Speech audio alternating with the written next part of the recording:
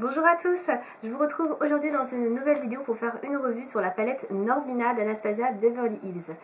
Il y a beaucoup de soleil aujourd'hui, je suis en plein dedans, donc j'ai enlevé mes lunettes, donc je ne vois absolument rien. C'est magnifique. Et ça va être peut-être un petit peu blanc, voire trop lumineux pour vous. Je suis désolée, mais c'était ça où je ne filmais pas, donc j'ai préféré filmer. Voilà. Donc aujourd'hui, je vais vous présenter cette petite palette que j'ai achetée dès qu'elle est sortie, c'est-à-dire le 8 août, je crois, sur le site de Sephora France. Elle coûte 49 €, je l'ai payée 45 quelque chose, quoi, 44 quelque chose, je ne sais plus exactement. Tout simplement parce que j'ai profité d'un bon de 10%, puisque vous avez, comme vous le savez peut-être si vous êtes client de Sephora, tous les 4 passages en caisse ou tous les 4 commandes, enfin bref, tous les 150 points, vous avez un bon de 10% valable chez Sephora. Donc du coup, bah voilà. Avec ce bon de 10%, je peux acheter cette palette. Les bons de 10% sont valables sur toutes les marques chez Sephora, c'est bon à savoir, puisque comme vous le savez maintenant, toutes les nouvelles marques, un petit peu tendance, etc., qui sont arrivées chez Sephora, sont complètement exclues de réduction. Donc c'est bon à savoir si vous avez des petits bons de 10%, vous vous dites mais qu'est-ce que je vais en faire? Bah là vous pouvez les utiliser. Moi je les garde exprès pour ça. Voilà.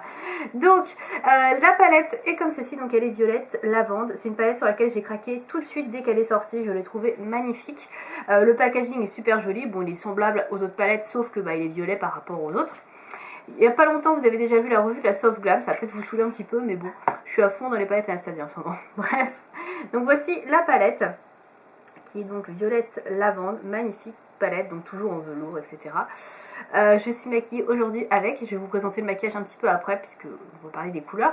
Donc au niveau de la palette, alors je vais un petit peu la nettoyer. Voilà, on va éviter d'en mettre un peu partout, donc comme d'habitude, petit miroir, les teintes. Alors je vais essayer de ne pas abîmer la palette. Voilà. Les 14 teintes qui composent la palette avec le pinceau double embout comme d'habitude que je n'utilise jamais. Donc je ne pourrais pas vous dire s'il est bien, il n'a pas l'air trop mal, mais bon, voilà, je ne l'utilise pas. Donc voilà les couleurs de la palette. Donc comme vous pouvez le voir, c'est un très joli camailleux de ton violacé rosé. Vous avez un petit peu de cuivré, de rose gold et un petit peu de orangé, plutôt ici, orangé, et quelques couleurs nude. Voilà, donc il y a un petit peu de tout, mais avec quand même une grosse prédominance rose violacé. Donc si vous êtes fan de rose, de violet, c'est une palette qui va certainement vous plaire. Moi, je les trouve magnifiques. Vous avez différentes textures de fards, comme il y a dans chaque palette Anastasia. Donc vous avez des fards qui sont irisés.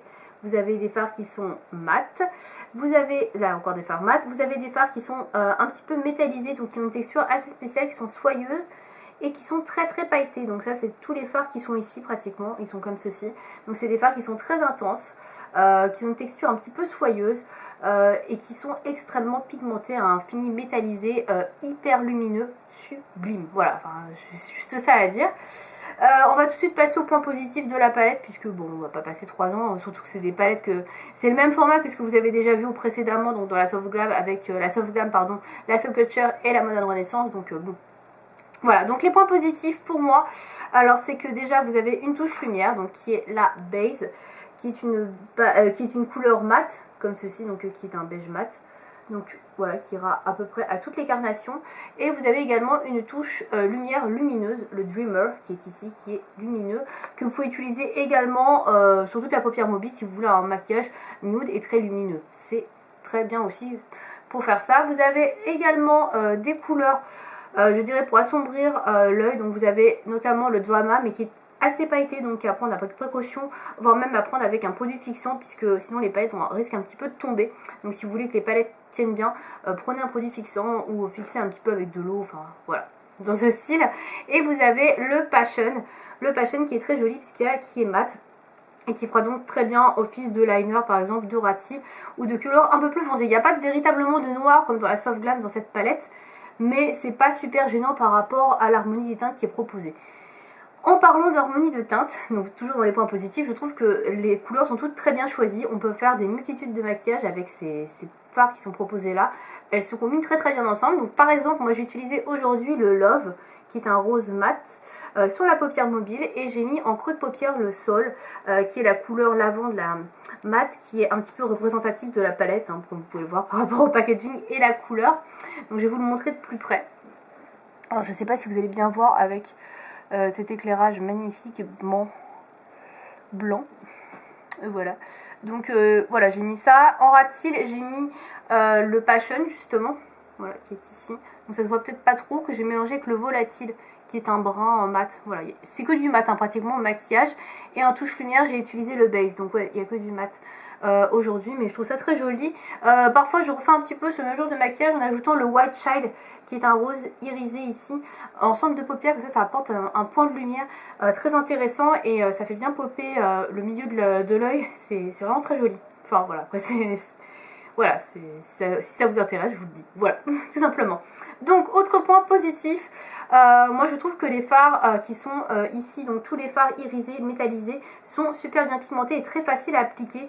Dans les autres palettes qu'on avait, je trouve que les couleurs étaient un peu trop volatiles, un peu trop poudreuses. Là, ils ont revu la texture. On a des fards qui sont véritablement crémeux, soyeux et qui sont extrêmement pigmentés. Donc c'est un vrai bonheur à utiliser, franchement ces fards là, moi je les adore, hein. Le Rose Gold, le Summer qui est très doré, le Dazzling qui est plus sur le bronze, qui est super joli également. Le Célestial c'est plus un fard de topping par contre, c'est à dire que c'est un fard qui n'est pas extrêmement pigmenté, c'est vraiment un amas de paillettes et c'est appliqué par dessus un autre fard, par exemple le fard rose ou le fard violet comme ceci. Si vous avez envie d'avoir quelque chose de pailleté par dessus, vous l'appliquez en petites touches au doigt ou alors vous l'appliquez avec un Fix Plus etc au pinceau et là ça fait vivement ressortir les petites couleurs etc. C'est super joli. Le Célestial est un petit peu en dessous je dirais des autres. C'est plus, voilà, c'est plus un fard que vous utilisez par-dessus un autre. Tout comme le Drama. Le Drama, pareil, je trouve que on prend, voilà, il se voit pas tellement au niveau des paillettes. Je sais pas si vous allez bien voir. Je vais essayer de vous le mettre là. Voilà. Je trouve que le Drama perd pas mal ses paillettes. Et du coup, c'est un fard assez mat pour le coup. Donc voilà. C'est un petit peu dommage parce qu'il était très joli. Je pense qu'il aurait pu faire un smoky très intéressant s'il avait gardé l'intensité et les paillettes du fard. Voilà. On va passer aux points négatifs. Donc les points négatifs pour moi, comme je vous disais, il n'y a pas de noir. À la limite, c'est vraiment le point négatif que je pourrais trouver. Donc il n'y a pas seul noir sur la palette. Donc moi, par exemple, quand je dois faire mon trait de liner noir au fard à paupières, oui. J'utilise un fard noir de chez NARS parce que je trouve que c'est ce qu'il y a de mieux. Il fait pas de chute, il est intense. Mais voilà, dans la Soft Glam, j'ai pas de souci là parce que j'utilise le fard noir qui est dans la palette. Donc c'est un petit manque pour moi, mais voilà, moi je suis assez relou pour ça, parce que je veux du noir, c'est du noir, pas autre chose. Mais après, vous pouvez très bien vous y débrouiller avec ça, hein. C'est pas un problème. Voilà. Autre petit défaut de cette palette, alors ça c'est pareil, c'est personnel à moi, hein, pas aux autres, évidemment. Je vois pas trop ce que fait ce fard là, le excentrique, qui est un orangé. Celui-là, je trouve que c'est le fard un petit peu genre, mais qu'est-ce qu'il fout là? Au début, je savais pas trop comment l'utiliser, puis j'ai trouvé quand même en faisant un maquillage neutre avec ça, avec ces deux couleurs là, on peut faire quelque chose, mais c'est vrai que je trouve que il n'y a pas grand chose à faire dans la palette. On est plus sur une palette dans les tons rosés, violacés, et ce petit orangé là, bof, je vois pas trop l'intérêt. Le Incense est un petit peu dans les tons orangés, mais c'est un fard de transition pour moi, et du coup je trouve qu'il a toute sa place dans cette palette, mais celui-ci, ouais, je sais pas, voilà. Un petit peu sur la, voilà, sur le... Je n'arrive plus à trouver le mot, c'est pas grave. Bref, sur la retenue, voilà. Et enfin, dernier fard que j'apprécie moyennement, c'est le Célestial. Comme je vous disais juste avant, il est très joli, mais malheureusement c'est un fard de topping. J'aurais préféré que ce soit vraiment un fard à part entière, comme les autres, extrêmement pigmenté. Et non, c'est juste un fard de topping, je vais vous le swatcher pour vous montrer. Vous voyez, il est beaucoup moins pigmenté, il est pas trop pigmenté, il est très lumineux. Et en fait, vous allez voir, il est vraiment très clair. Et en fait, c'est un fard qui s'applique par-dessus un autre fard, si vous voulez le voir, sinon on voit pas grand-chose. Donc ça, je suis un petit peu déçue, parce que c'était vraiment une super belle couleur, mais si vous l'appliquez évidemment par-dessus le violet Saul par exemple, ou un rose, il est superbe. Mais juste, il faut faire l'association et avoir de quoi fixer ce joli fard par-dessus. Voilà. Sinon, j'ai pas d'autres points négatifs, très clairement. Je la trouve super bien, cette palette. Les fards sont d'une qualité extraordinaire, franchement, ils sont très très bien. Je suis pas à dire que c'est la meilleure palette Anastasia, parce que j'ai la Soft Glam depuis trop peu pour pouvoir juger, mais franchement je la trouve magnifique. J'ai pu utiliser toutes les couleurs, je trouve que les couleurs me vont très très bien. Moi qui ai des yeux verts, je trouve que ça se marie super bien avec mon iris. Et franchement, je pense que ça ira très bien également à des filles qui ont des yeux marrons, bruns, enfin peu importe la couleur. C'est super joli.